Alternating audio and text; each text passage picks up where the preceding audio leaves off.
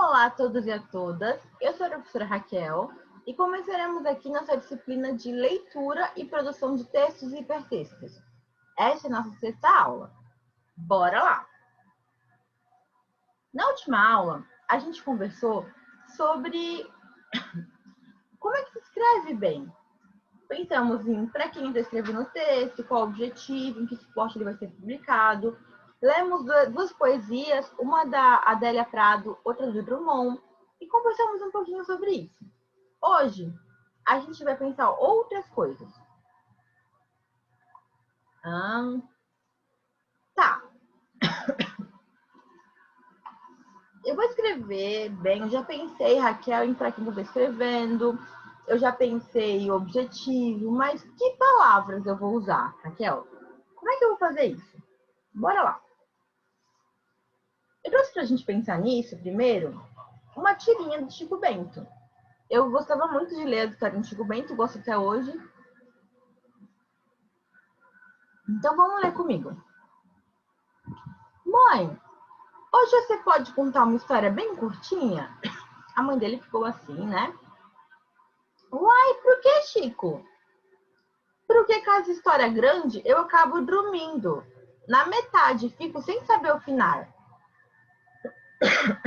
E aí? Primeiro, gente, pensou nas perguntas da aula passada. Para quem que esse texto foi escrito? Provavelmente para crianças também, né? Ou adultos podem ler, mas foi feito para crianças. Qual o objetivo do texto? Divertir as crianças, não é isso? Em que suporte ele foi publicado? Em histórias em quadrinhos, em gibis originalmente. E que palavras esse texto dele usa? Está de acordo? As palavras estão certinhas com o português? Você, contar, uai, pro quê? Se eu pensar, o jeitinho certinho que ensina na escola, para falar assim bem sério, ele não dá. Mas combina com algum outro texto, do jeito que está aqui? Mãe, hoje você pode contar uma história bem curtinha? Uai, pro que, Chico? Combina. Combina, por quê? Porque esse público, esse texto, ele imita um jeito mais simples de falar, um jeito mais rural, um jeito desse personagem que o Maurício de Souza criou. É um jeito mais coloquial de falar, não mais formal, mas do dia a dia dessa comunidade.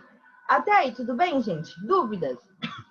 Se tiver dúvida, escreve aqui embaixo no comentário, tá bom? Vamos seguir. E se eu falar assim, como é que se chama esse doce? Eu mudei para Boa Vista ano passado.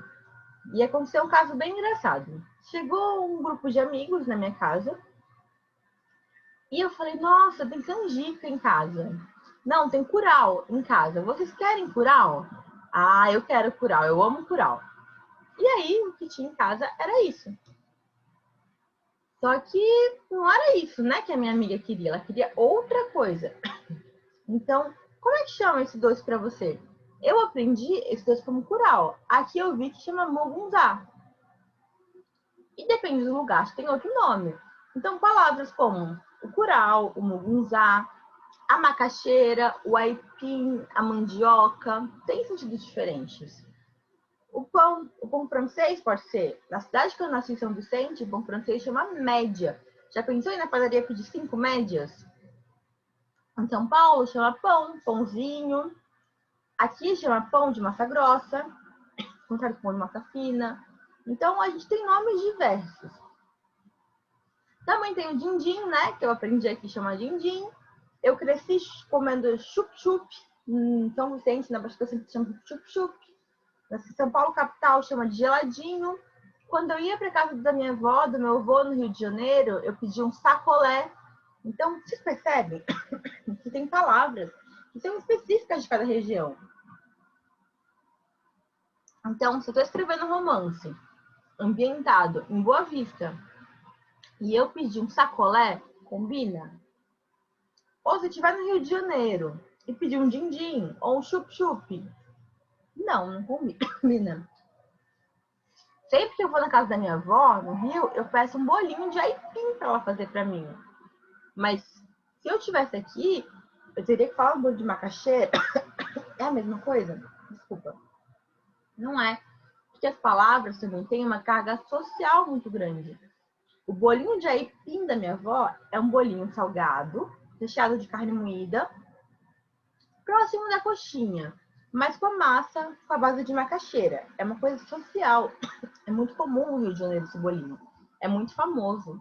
Se eu falo bolo de macaxeira aqui, é outro tipo de bolo. É um bolo geralmente doce, de tabuleiro. Então, tem diferença as palavras. Não são exatamente a mesma coisa. Se eu falo para vocês, gente, quero comer arroz com feijão e bife. Eu amo arroz com feijão e bife. É verdade, mas se eu falo isso em São Paulo, eu imagino uma coisa, um feijão carioquinha, aquele marronzinho, um arroz, um bife. Se eu falo assim, no Rio, feijão é preto. Eu imagino feijão preto, arroz, um bife. Aqui pode ser feijão fradinho, pode ser carioquinha. Então, as palavras refletem o lugar que você vive também, o lugar social que você vive. Só isso, será? Bora lá. A gente está falando tudo isso de variação linguística. O que é isso? Quer dizer que as palavras, a linguagem que você usa, definem quem você é, o seu gênero, idade, naturalidade, ou seja, onde você nasceu, a classe social, a escolaridade. Uma pergunta que sempre me fazem, assim, no ensino presencial, principalmente quando eu dou aula para criança, é: da onde você é? E quantos anos você tem? Sempre perguntam. Por quê? Meu sotaque é muito misturado, né? Aí eu brinco com as crianças que meu pai é carioca, verdade, minha mãe é sergipana, nasci em São Paulo, em São Vicente, né? Morei muito tempo em São Paulo, capital. Meu marido é sul-mato-grossense, hoje moro em Boa Vista, morei muitos anos com uma mineira. Então, assim, o meu sotaque é muito misturado. O que a gente fala mostra quem a gente é. O que você está querendo dizer, Raquel? Estou querendo dizer que não tem um jeito certo ou errado de falar. Que a nossa fala mostra a nossa identidade. Tudo bem? Então, mesmo que lá no Chico Bento tenha jeitos que não estão certos, entre aspas, de falar a língua portuguesa, essa variante mostra quem a personagem é. Então, se estou escrevendo um texto falando sobre, sei lá, sobre baianos, eu vou ter que usar vocabulário específico da Bahia. Se eu escrever um texto falando sobre paulistas, sobre sulistas, eu tenho que usar vocabulário específico daquele lugar. E que não tem um jeito melhor ou pior de falar, entende? Não tem jeito certo ou errado de falar. Cada fala tem um lugar social. É isso que importa. Não tá certo ou errado falar mogunzá, falar plural. Cada um reflete uma coisa social. Até aí, gente, tudo bem? Dúvidas? Se tiver, manda aqui embaixo nos comentários, tá bom? Agora, e na escola? Tá, Raquel, se tudo vale, por que eu aprendo português na escola? Opa, passei. Porque na escola a gente aprende o que se chama de norma culta. Se chamava de norma culta quando eu comecei a estudar, e agora a gente fala norma padrão. Por que norma culta e padrão? Porque se eu falo de uma norma culta, eu estou pensando que as outras são incultas, que não são cultas, e não é isso. Na verdade, tem uma norma padrão, tem a escrita, e as variantes, as variações. A variante do mineiro, a variante do paulista, a variante do carioca, a variante do macuxi. Cada variante tem de um lugar. Ou pode ser também a variante do adolescente, que fala de um jeito, a variante da mulher, que fala de outro. Fizeram estudos que, na verdade, quando eu estava na faculdade, eu ajudei uma amiga minha que participou de um estudo na USP, pensando assim, que textos falados por mulheres tem muito diminutivo. Bonitinho, devagarzinho, mais que homens. Isso é uma variante de gênero, né? Isso muda. Comunidades LGBT têm vocabulários específicos, que são a variante deles. Coisas... Eu não lembro agora. Eu dei aula no curso de Direito e as meninas estavam me falando, né? Eu tinha meninas travesti e elas me falaram de alguns vocabulários específicos dos travestis. Então, cada um tem uma variedade diferente, que mostra de quem você é. Então, o que eu estou falando? Eu tenho uma norma culta ou uma norma padrão, que seria o jeito, entre aspas, que se ensina na escola, certo, do dicionário, da gramática e as variantes. Tá, você falou, Raquel, que tem a fala, que tem a escrita, mas e daí? Como é que eu sei que palavras eu vou usar no meu texto? Como é que você sabe? Primeiro, lembra da pergunta? Para quem que você está escrevendo ou falando? Quem fala seu texto? Tem que pensar nisso. Qual é o objetivo do texto ou do discurso? Qual a diferença, Raquel? Qual é o objetivo da minha fala? Eu vou falar com o reitor da universidade? Eu posso falar igual eu falo com meu filho de 4 anos? Ou eu posso falar igual eu falo com minha melhor amiga? Com o reitor? Em que suporte o texto ele vai ser publicado? Ou em que meio o discurso vai ser produzido? Eu estou dando uma aula para vocês aqui. Eu uso uma fala, que é diferente de como eu falo com meu marido, talvez. Ou de como eu falo com a minha mãe, com meu pai. Ah, então, Raquel, você está falando que tem palavras que só cabem no ambiente privado, culto. Sim. Por exemplo, muita gente usa palavrão. Usar palavrão, as palavras que, sei lá, não são curtas, no ambiente doméstico é uma coisa, usar palavrão no ambiente de trabalho é outra. Se você usa palavrão na sua casa, ok, tá lá. Agora, se você usa um palavrão pro seu chefe, você vai ser demitido. Vocês percebem a diferença? Então, o que eu tenho? Eu tenho uma fala adequada ou não adequada. Por outro lado, gente, se eu uso uma fala super certinha, muito certinha, em um ambiente que isso não caiba, qual seria, por exemplo? Eu tô falando com, sei lá, meninos de rua, e eu uso norma culta certinha. O que vai acontecer? Ele vai olhar para mim de outro jeito. Eu não vou me aproximar daquele menino, talvez. Ele vai falar, nossa, ela sabe, doutora, é professora. Então, o jeito que você fala, se porta, diz quem você é também. E como você vai ser recebido. Até aí, gente, tá muito difícil? Vocês percebem? Se tiverem com dúvida, escrevam para mim. Essa é uma coisa mais complicadinha que pode ter ajuda mesmo. Tem um gramático, o Evanildo Bechara é um gramático vivo ainda, brasileiro, da Academia Brasileira de Letras, e que ele escreveu assim: nós precisamos ser poliglotas em nossa própria língua. O que ele quer dizer?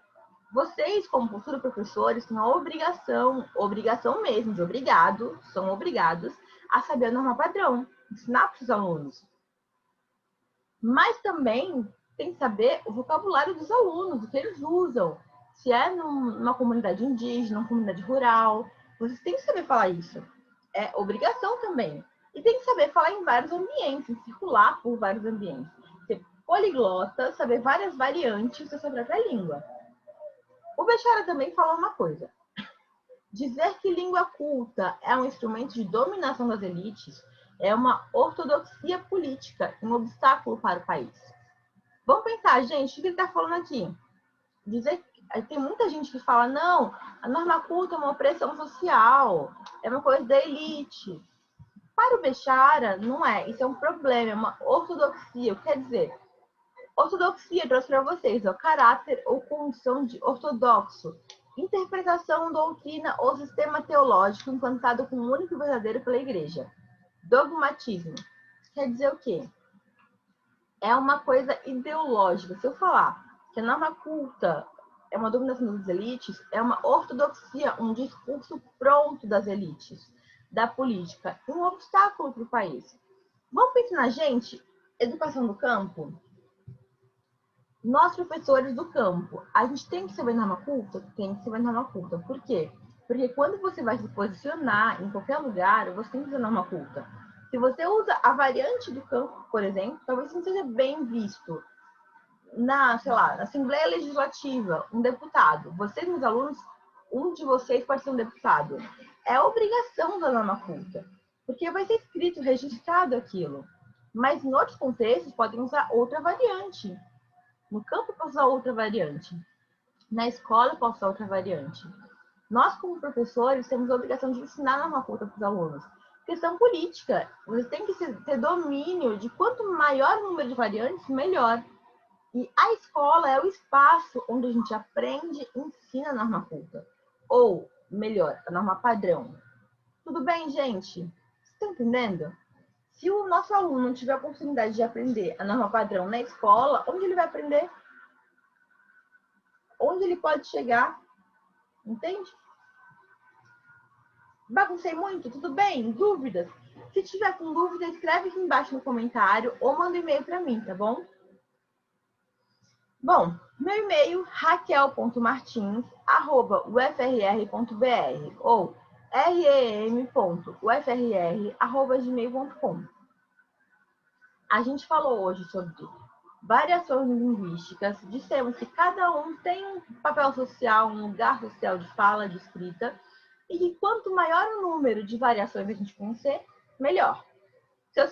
Quanto mais eu conheço a minha língua dentro e fora do Brasil, melhor. Tudo bem, gente? Dúvidas, me escrevam, não fiquem com dúvidas, tá bom? Até a próxima aula.